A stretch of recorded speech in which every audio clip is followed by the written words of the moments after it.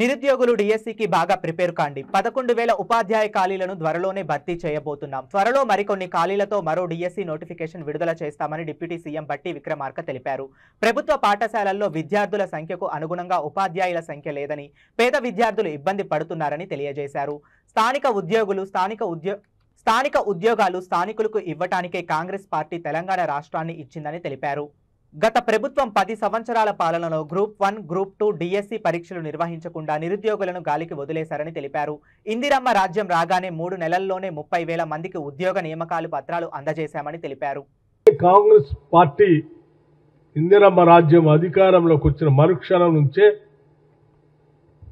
ఈ రాష్ట్రంలో నిరుద్యోగ యువతీ యువకులకి ఉద్యోగ అవకాశాలు కల్పించడంలో ప్రధానమైనటువంటి దృష్టి సారిస్తూ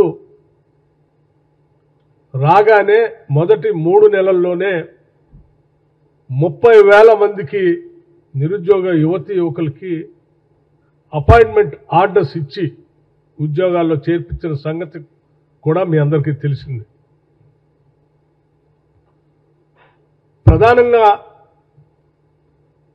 గ్రామీణ ప్రాంతాల్లో ఉన్నటువంటి పాఠశాలలో కానీ అర్బన్ సెంటర్స్లో ఉన్నటువంటి వాళ్ళు కానీ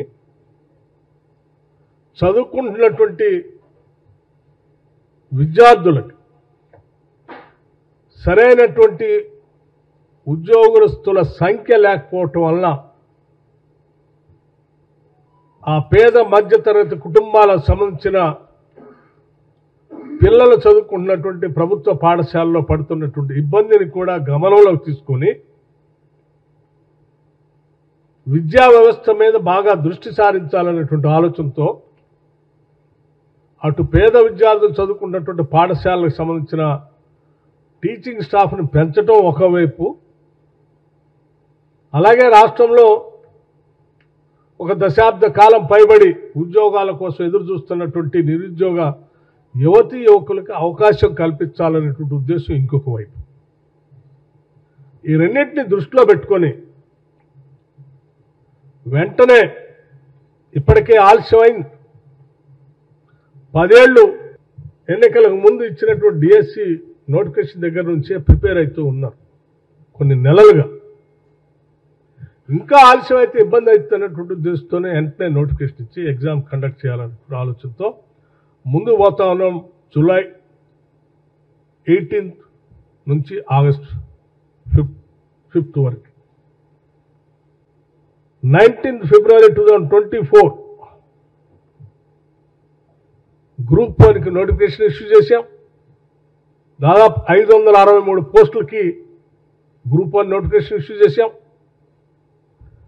4,03,645 క్యాండిడేట్లు అప్లై చేసుకున్నారు. 3,02,172 మంది అభ్యర్థులు గ్రూప్ 1 పరీక్షకి 9/6/2024 నాడు అపియర్ కూడా అయ్యారు. రిజల్ట్స్ కూడా ప్రకటించాం.